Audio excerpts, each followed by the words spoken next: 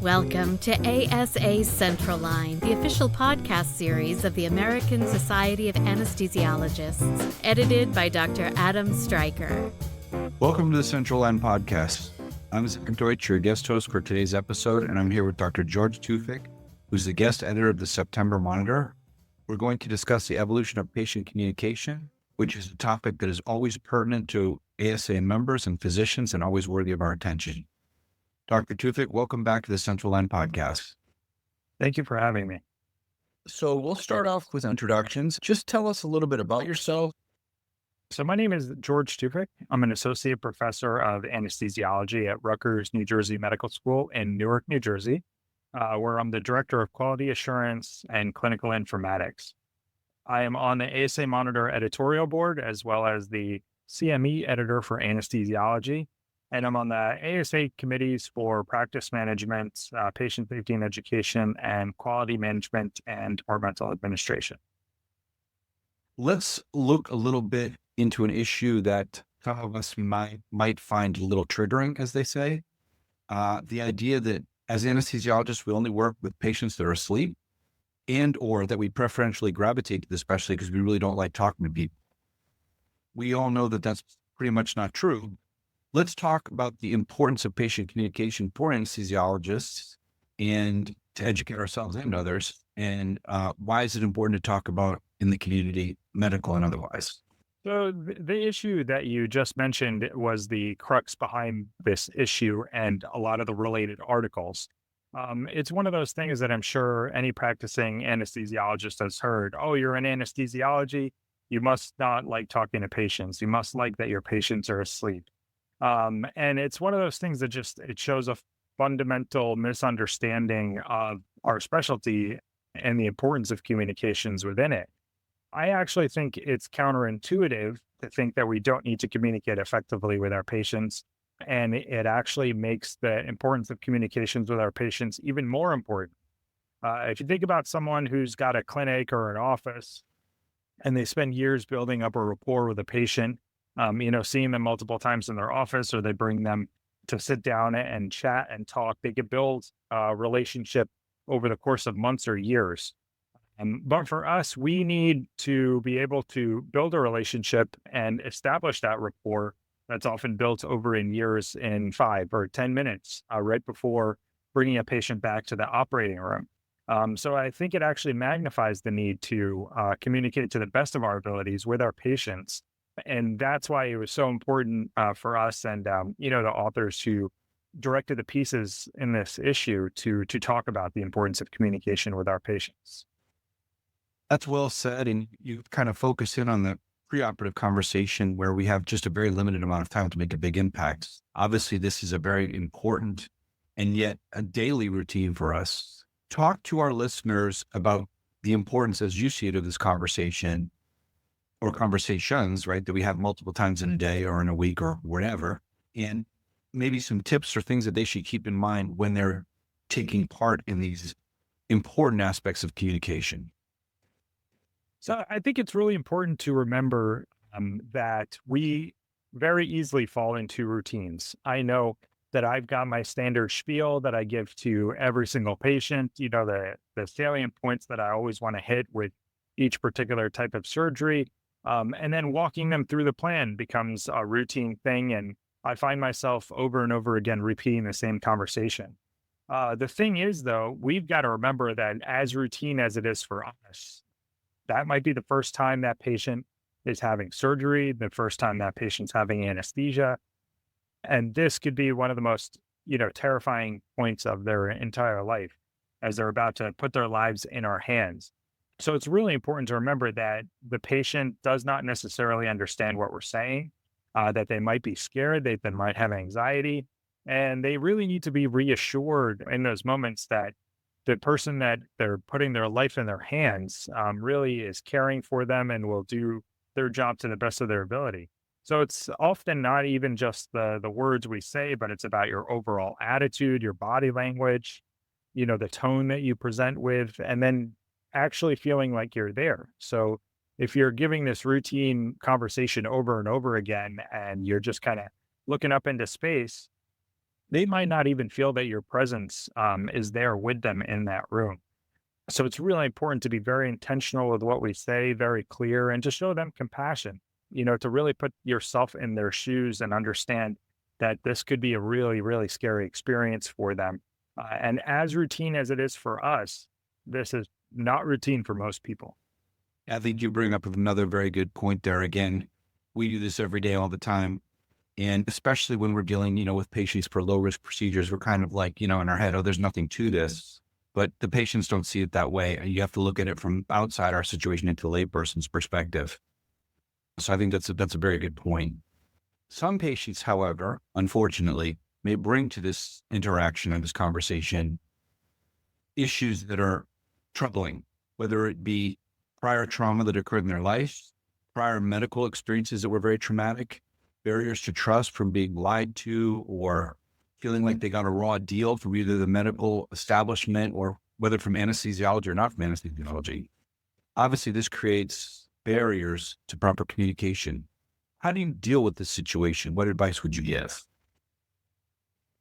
So I think the first thing in dealing with these difficult situations is to bring awareness to it.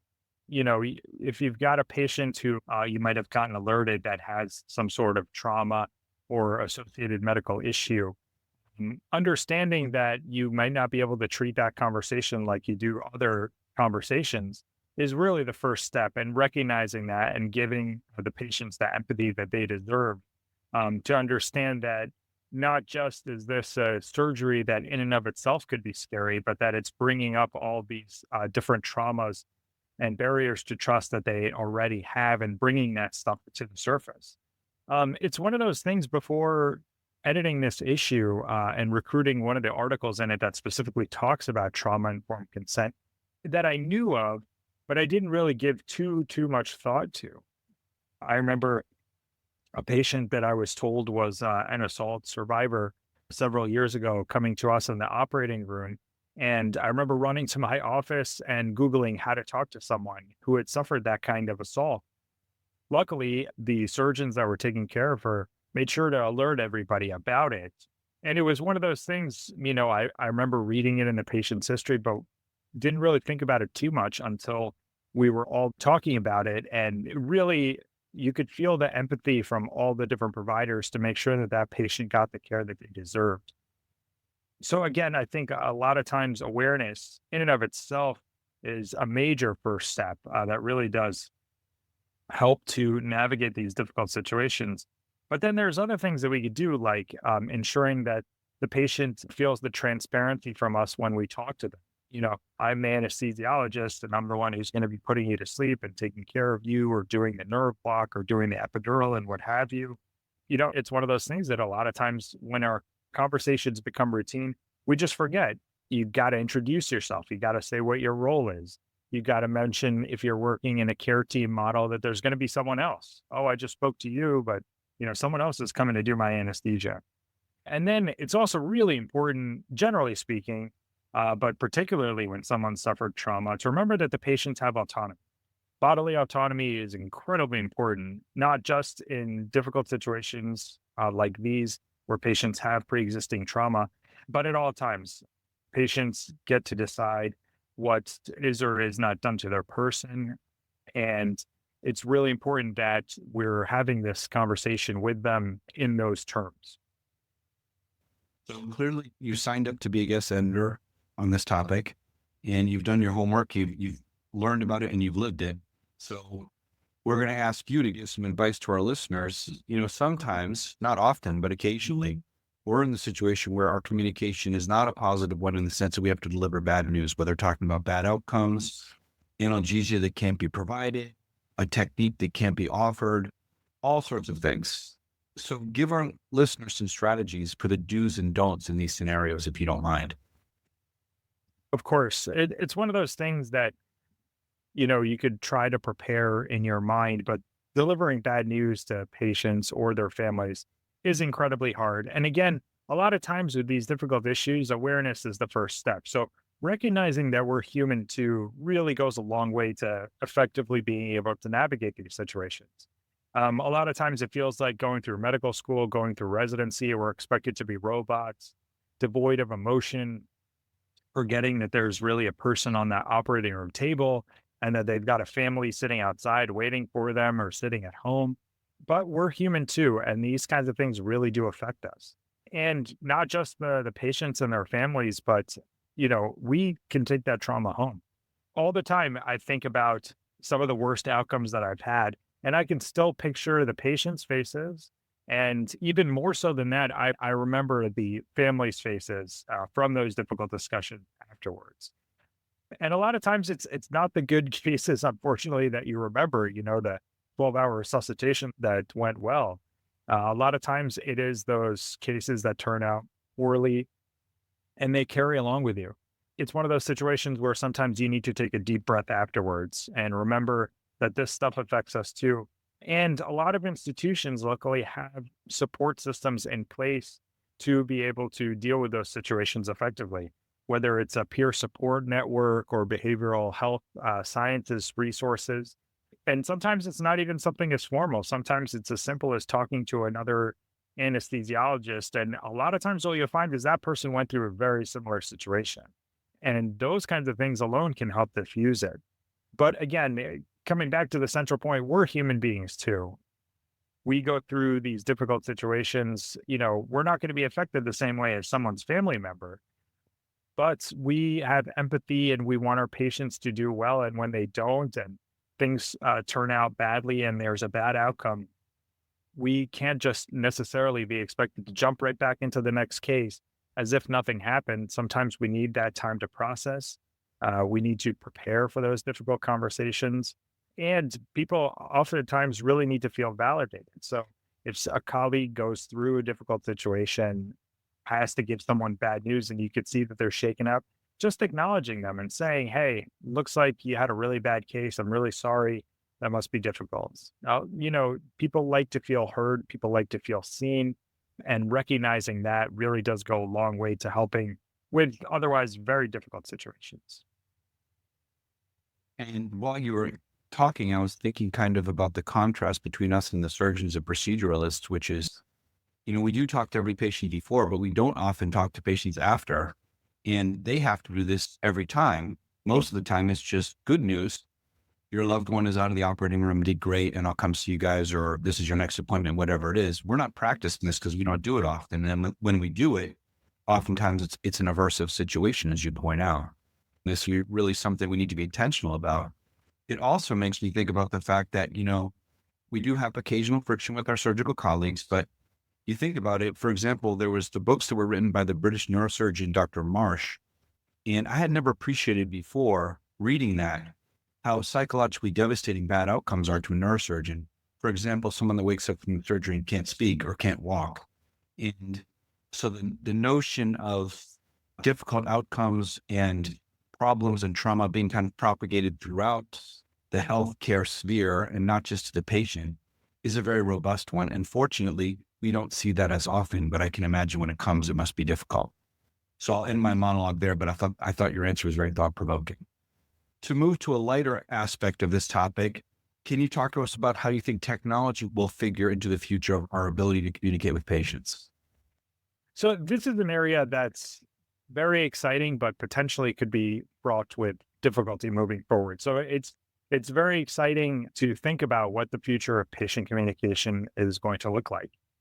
So there's a couple of articles that talk about that within this feature section in the September issue of the Monitor. And they really do tackle some of the topics that are coming right down the pike.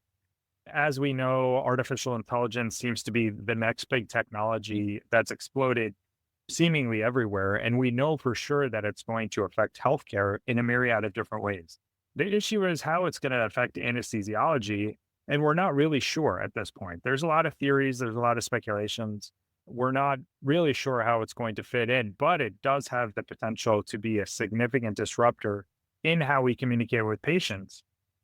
If we get things like AI chatbots that are coming into place, helping with the preoperative workflows, and maybe following up with patients afterwards, maybe tracking their pain or their other side effects and complications after anesthesia.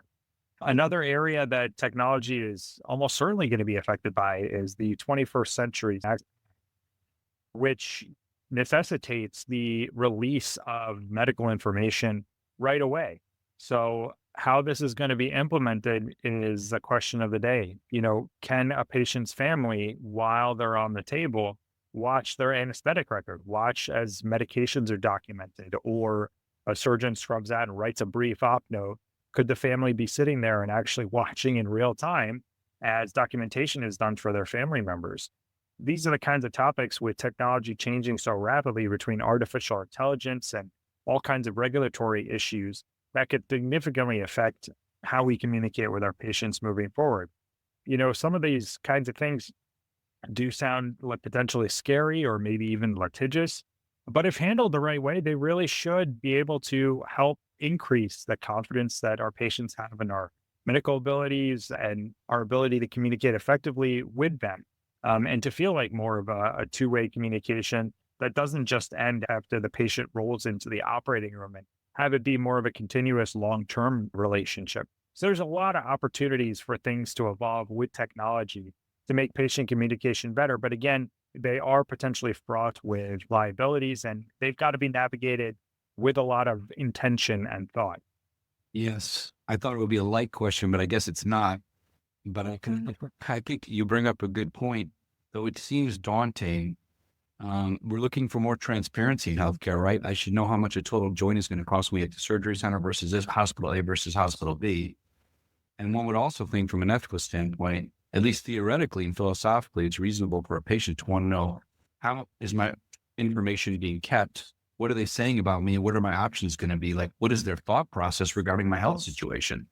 That doesn't seem an unreasonable thing to ask for. So let's talk a little bit about our current social climate. I would personally make the comment, and others may disagree, that I believe that civility in society is close to an all-time low.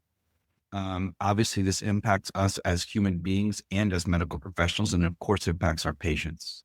Can you comment on these factors?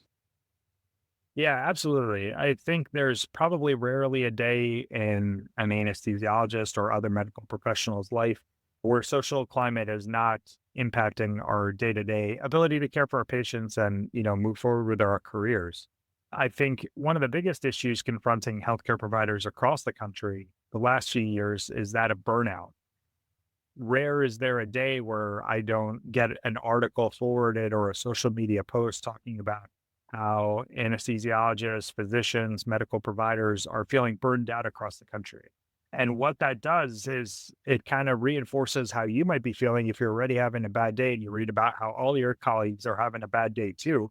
That just makes it worse. And when you think about it, that really does not just affect you when you're sitting in your office or in your drive home, but if you're feeling burned out and being told through social media and through email newsletters and YouTube videos and what have you that everyone's feeling burned out and the climate is so terrible, it's hard not to bring that into your communication with patients. It's hard not to leave that at the door effectively when you're about to walk in to talk about a pain procedure or, a complex anesthetic and, preoperative epidural or what have you.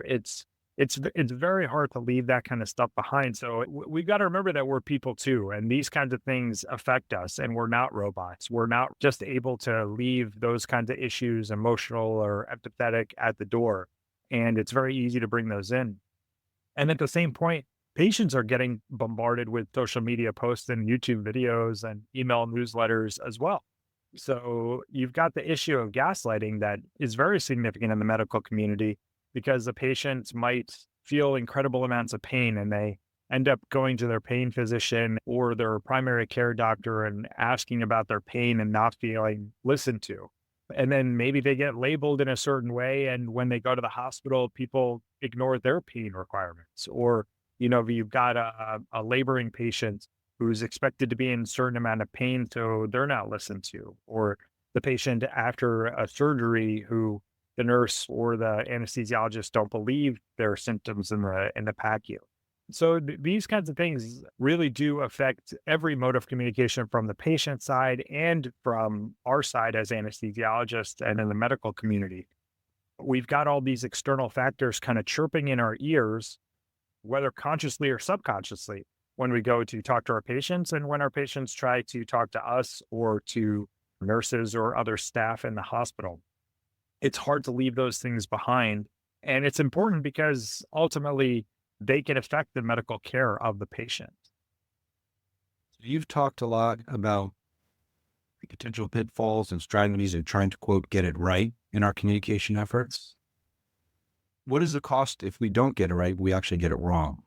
Obviously, the communication is so important to our job, and we have such a little amount of time to really be intentional and meaningful in that interactive window we have. Kind of underline for our listeners why this is so important in our clinical roles. Of course. So I think in today's medical climate, and I'm sure most anesthesiologists feel the same way, we've got tremendous production pressure. We've got to look at our turnover times or our first case on time starts, and we're tracking our adverse event complication rates or our overall volume and how many ASA units we've got coming in. And those kinds of production pressures do depend on moving effectively through preoperative communication, ensuring that we get the information that we need from the patient effectively, that the patient consents to the anesthetic plan that we have, and that the day moves along. One of the things that can really affect how those production pressures go is if patient communication is not effective, if it's not clear. If you go in and you are not empathetic to the patient, they may hesitate to agree. That may delay the surgery and they may want to speak to their surgeon.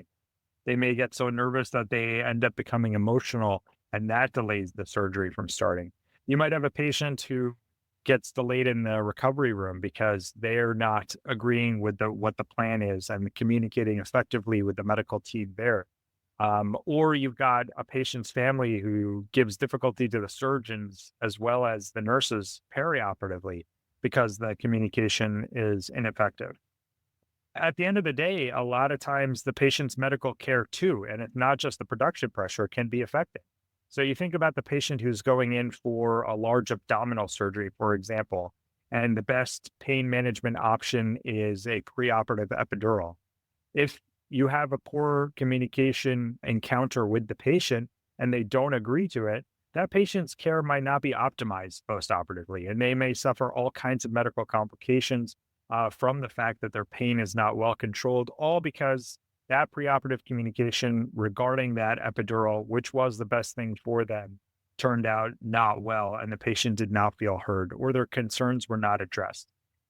So it's not just about production pressure, moving effectively through the day, getting our job done, but it also really can affect medical care. It affects patient outcomes. You think about the patient who has multiple fractured ribs and they need an epidural, but it's 2 o'clock in the morning that you're getting called for the epidural and you really don't want to do it. So you talk to the patient in such a way that you scare them and they don't get it, and their breathing gets worse while they're on the floor and they end up suffering a bad outcome. These are extreme examples, of course, but it's not that far off from the, different potential complications that could arise from negative communication with the patients. When things like that go wrong, it really does throw a wrench into everything.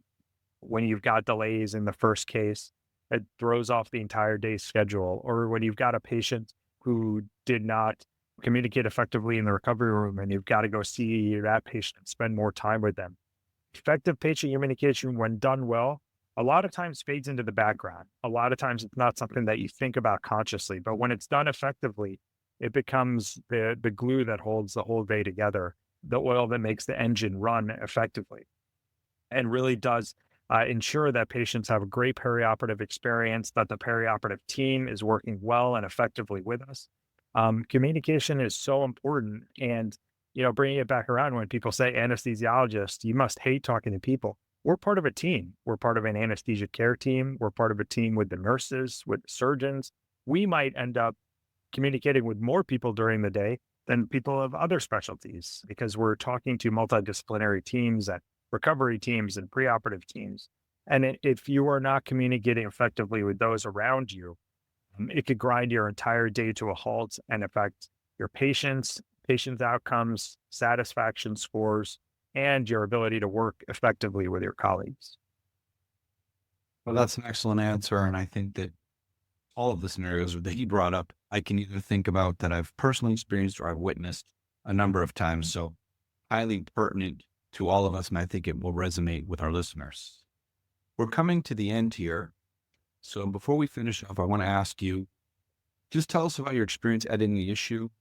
And most importantly, I think, what do you really want readers to take away from this issue and the group of articles that you've curated? So going through this issue and speaking to my colleagues about the various topics that are featured in the September issue of the Monitor focused on patient communications really gave me an insight to how thoughtful so many people were about the different aspects of communications. People say, hey, communicate effectively. And you think, you do a couple of sessions of simulation with the residents, have an educational session, and that's all the communication education that you need. And it really isn't. It's a lifelong learning process to constantly improve our communications with our patients. It's one of those things that we take for granted when it goes well. And when it goes poorly, it's one of those things that, as I mentioned, can derail your entire day, the surgeon satisfaction, administrators, the stats that they're looking at, and patient outcomes. It's important, I think, not to take for granted that we're perfectly effective communicators and that we have nothing that we can improve on. I think myself, I'm probably not unique in thinking I'm pretty good at communicating with patients.